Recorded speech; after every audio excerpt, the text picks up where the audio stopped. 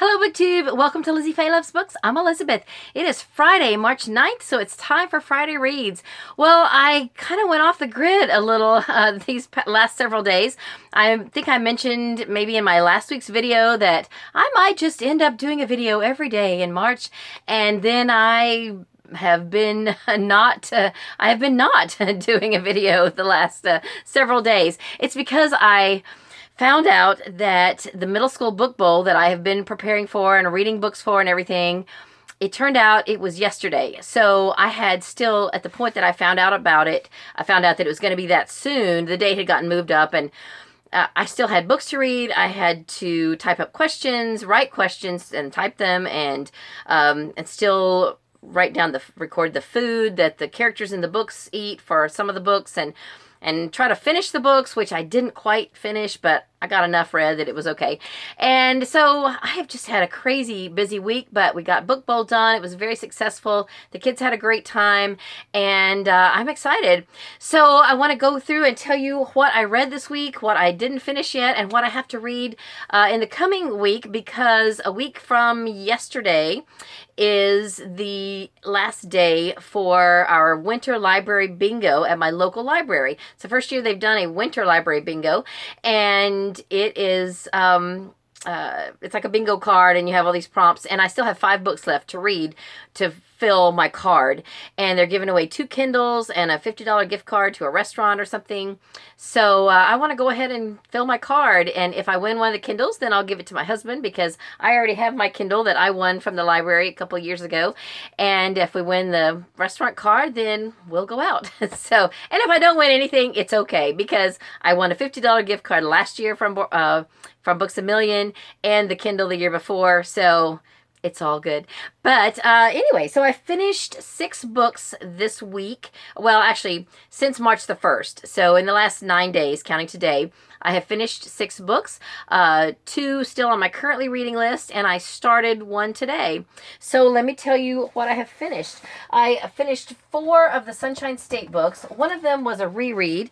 That was The Nest by Kenneth Opel. I had read this in print last year, not long after the Sunshine State books were announced. And the reason I went ahead and listened to it on audio yesterday is because it's very short. It was 3 hours on audio. It was narrated by oh goodness, Gibson Fraser. Sorry about that. Narrated by Gibson Fraser, and I had finished, I was in the middle of an Agatha Christie book, but when I was getting ready for Book Bowl, and I didn't have any more of the Sunshine State books on audio, and I was busy cooking and just doing different things, loading my car and all that, I thought, I feel like I need to be listening to something that has to do with Book Bowl. So I discovered that this was on Hoopla, and it's just a 3-hour audiobook. So I sped it up a little, and I listened to the entire thing yesterday. The majority of it before I ever got to Book Bowl, and the last half an hour or so I listened to after Book Bowl on the way home. So this is a good book. I've already talked about it before. It's really creepy. It's about a wasp nest and the queen wasp, and this boy has a baby brother who has some kind of a brain defect. So these wasps are trying to create a new baby, and they want to give the family their baby and just take away the old baby because they say it's broken and defective and all that. And it's just creepy. It's weird, but I enjoyed it. But if creepy weird is what you like to read, then you might enjoy this as well. It's The Nest by Kenneth Opel. Then the other, one of the other books I finished, I listened to this on audio on Audible. It was narrated by Christina Moore, who I've heard before. She's fantastic. It's The Girl Who Drank the Moon by Kelly Barnhill. It's a Newbery winner, very deserving of the Newbery Medal, and it's also one of our Sunshine State books. I loved it. I thought it was fantastic. It's also the group read this month for middle grade March. It was just really good. A magical world, a lot of sorrow and sadness, but just really good. You've probably already heard about it, and I'm going to talk about it more when I do my Sunshine State wrap up. So I definitely recommend that one. Here's another one I really recommend. This is the only one of these that's an actual mystery. All of them have some mystery elements, so, you know, I can count them towards March Mystery Madness, but this one especially. It's called Framed by James Ponti. It's about a boy who I would kind of say is sort of like Gus from Psych. He notices things that most people don't, and so he is enlisted by the FBI to help them solve a case, and it's just really fun. It's a great story. Then just today, I finished The Nerdy Dozen by Jeff Miller. This one was really fun, but you definitely have to suspend reality to enjoy it. So let me just tell you a little bit about it, because I was laughing at myself this morning. Because, okay, and I'm probably going to give spoilers, so if you think you might read this at some point, then just mute it if you want. But I'll try not to really give too much spoilers. It's a goofy book.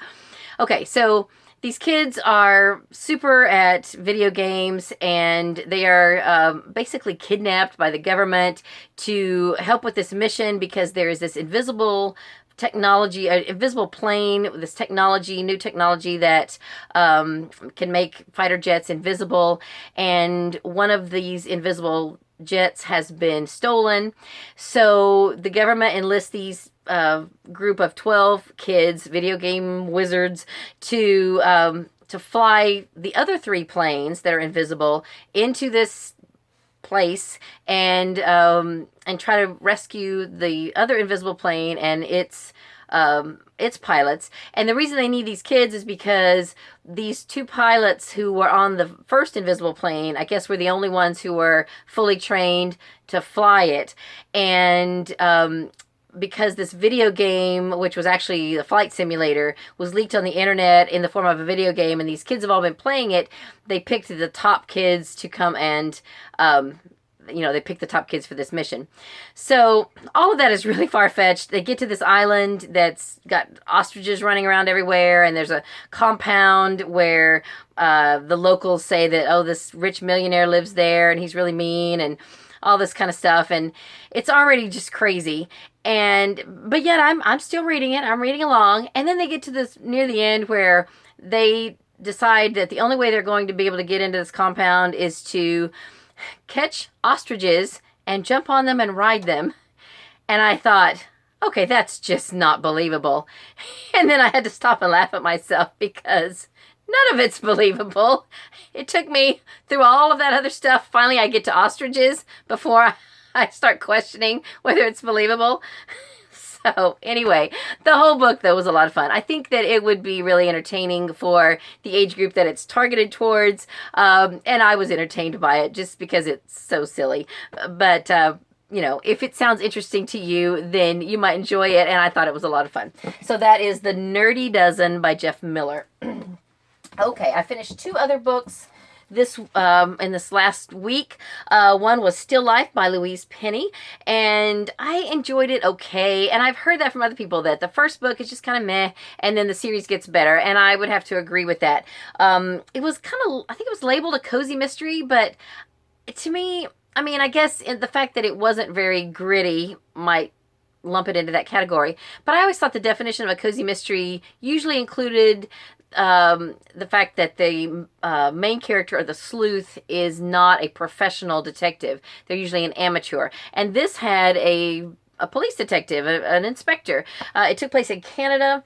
It wasn't a bad story. I just got a little bored with it at times, which is silly for me to say because I really like slow books. But for some reason, it wasn't holding my attention, and it took me a while to get into it. But once I did get into it, then it all kind of started coming together, and I probably will read more in the series, but I'm hoping that what everyone says is true, that the series gets better as you go along. And then the other book I finished was on audio. It was, I listened to it on Hoopla.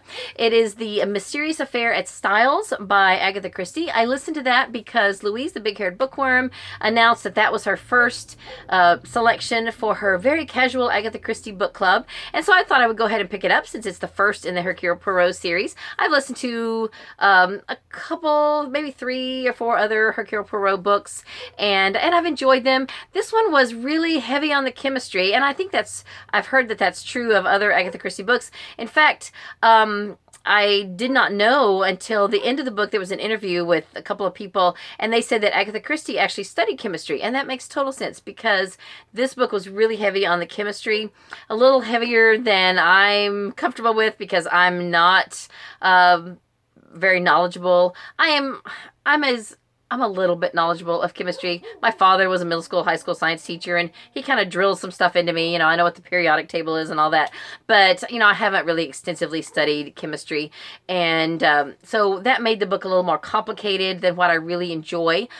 And I think that at some point, if I want to get the full benefit of the book and really appreciate it, I'm going to need to go back and read it in print. Because on audio, I had a hard time following it because I'm always trying to multitask when I'm listening to an audiobook. So, it was pretty good, but I have listened to and read other Agatha Christie books that I've enjoyed more. So those are the 6 books I finished. Currently on my currently reading list, I have not made any more progress in Stranger World by Jack Castle, but I will tell you who the winners are of the 5 e-copies of this book. And I don't know if they are people that watch my channel or not, but if I call your name, you've probably already been... I'm sure you've already gotten your book. You've probably already been notified because Jack... he asked me to, sponsor the giveaway on my channel, but he also advertised it, through his Facebook and things like that. So the winners of the e-copies of Stranger World are Randal Thompson, Deborah Edelmann, Terrell Gray, Joyce Stacy, and Gail Jent. So if any of those 5 are watching this and you would like to buddy read this with me, I would love that. I'm going to need to get it read within the next week, though, because I want it to count for one of my library challenges, but I'm only this far into it. So you won't have trouble catching up with me. I'm a pretty slow reader. And I've got a couple of other books I need to read in print also before this time next week. Then the other book that's on my currently reading list is the very last of the Sunshine State books. I only got a couple of chapters read before Book Bowl. It's called Omega City by Diana Peterfront. I am going to put this on hold until after my library challenge, I think. If I get all my other library challenges done and... then I'll pick this right up after that. But I need to, I can't make it count for any of the challenges. I thought it was going to be a book set in the future, and I would have used it for that. That's one of the prompts, but I don't think it is. So I had to pick something else for that. Okay, so I'm doing this library bingo challenge. It's the winter challenge. It's the first time my local library has done one in the winter, and it started on January 10th and it ends on March 15th. So I have 5 books left to read out of the 24 prompts. It's a bingo card, so it's got 24 prompts with the free space in the middle. And the prompts I still have left are to read a book that was published or written the year you were born. So I am, of course, for all of these, I picked mysteries. So I have Harriet the Spy. I have it on audio CD. So I will be listening to that. It's by Louise Fitzhugh, and it was published in 1964, which is the year of my birth. And then I started today Study in Scarlet by Sir Arthur Conan Doyle. It's the first in the Sherlock Holmes mysteries. Of course, you all know that, I'm sure. And it is very short. It's only like a little over 4 hours. It's a little under 5 hours. And I started it today. It is for the prompt to read a book that was written in the 19th century. Then I'm going to listen to one that I don't especially want to. I've already got it in my car because I needed a mystery set in the future. So I'm going to listen to Naked in Death by J.D. Robb. I really don't have any interest in this series, but it's the only thing I can think of that I can get on audio quickly that's set in the future. Even though it's not far in the future, it's still the future. So I am going to listen to that. And then... I have to have a book that has color in the title, so I'm going to read this one in print, Gunpowder Green by Laura Childs. It's the second book in the Tea Shop Mysteries. And then the last prompt was one that I kind of been going back and forth on. It's to read a book written by a celebrity, so I needed to pick a mystery. And thank you to several of you who gave me suggestions. The one that I first thought of is by Al Roker, The Morning Show Murders. But I think I'm actually leaning towards this one by Eileen Davidson. She wrote Death in Daytime. It's a soap opera mystery, and this is the first in the series. Oh, my books are falling. And this, I think, is the one I'm most interested in. It's been a long time since I have really watched soap operas, but I think this will be a lot of fun. And between the two, this one, I think, is the one that I'm most excited about reading. So that will probably be the one that I lean towards. Then I have, because of these audiobooks, excuse me, 2 of the 3 are on CD, and only one of them I can listen to on my phone, and it's short. I know that I'm going to get it done and then still need something to listen to on my phone. So the next one I pick up on my phone will be Defending Jacob by William Landay. And if I can get this one done before the library challenge is over, then I'm going to replace one of the prompts I've already answered, because this fits it a little better than the one I've already put on the list. So if I get this done in time for the library challenge, then I'll use this one instead. But it's kind of a chunker, so I don't know if I'll get it done. So that's probably all I'm going to get done this week. The only other one that I really kind of need to get done before the 15th is for book club, In the Woods by Tana French. I've got it on audio as well, but I don't know. I may not get it done because in the priority of things, I'd rather get the challenges done and get all my, get enough entries in the drawing to try to get the Kindle. And even if I have to miss book club or just close my ears when they're talking about, when they're giving spoilers. So I don't know. We'll see. But this one I kind of need to get done before next week as well. So that's it. That is what I need to get read before the 15th, which is next Thursday. So I basically have today and, I got a week, or really less than that. So I guess that's it. I know what else I was going to show you. A few things that I have recently checked out from the library. I'll show you real quick. This is going to be the next one for Mystery Book Club. Have any of y'all heard of this? It's called Sacrilege by S.J. Paris. I read a little bit about it online, and it sounds like maybe it takes place in like the Tudor era, and that just doesn't interest me at all. I got through Wolf Hall, but I did not enjoy it. Didn't really understand it. I haven't studied that part of history, so I don't know if I even want to read this, but let me know your opinion of it. I also got The Air Affair on audio by Jasper Fforde. I've already got the print copy back here. And then one that my husband and I will probably both listen to, The Cat Who Went Up the Creek. I've got the print copy here too, but I wanted to get the audio. So those are my library checkouts, and I have purchased a couple of books. I got these from the library yesterday. I already had this in mass market paperback, but I'll get rid of it and keep this one. These are a couple of Amish short stories. They are in the same series with one of the Christmas books that I picked up by Beth Wiseman, Kathleen Fuller, and Kelly Long. And one is An Amish Love, and one is An Amish Wedding. And then I have the Christmas one already. This is the one I'm most excited about. I bought this brand new. I was in St. Pete the other day with my daughter Emily. I had to take her to the doctor. And so I finally had a chance to go to a new and used bookstore that I hadn't been to. Well, I did go one time and they were closed, and I just hadn't had a chance to get to it yet. It was Park Place Books, or Books at Park Place. It's in St. Petersburg, and he has a great selection of cozy mysteries. So if you ever find yourself in St. Petersburg, you ought to check it out. But he showed me this book, and it is written by a local author named Cheryl Holland, and it's an autographed copy. It's called Pain and Suffering, and it's the first, I hope it's the first, in the Webb's Glass Shop mystery series. And as soon as I saw it, and I remembered Glass Shop, because several months ago on Facebook, there's a Facebook group that hosted a Cozy Mystery Readathon, and they had several authors that came on for an hour or two at a time and answered questions and chatted with participants of the readathon. And Cheryl Holland was one of them. And I remember chatting with her a little bit, or asking her a question and reading her comments, that she was from Florida. I couldn't remember exactly where, but I remember this Webb Glass Shop mystery series.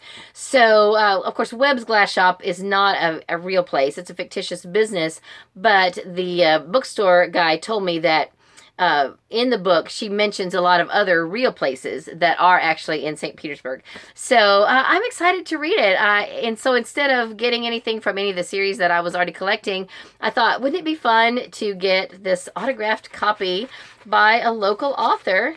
And let me show you the autograph. There it is right there, Cheryl Holland. And I just thought it would be exciting to buy this right there in St. Petersburg, written by and about St. Petersburg, or someone from St. Petersburg. So anyway, there it is. That is my most exciting book find for the week. And here is a Books at Park Place is the name of the store. So that's it. That's all I have for this video. I am going to go now and get back to reading. I hope you are having a great day, and read a good book, and God bless you.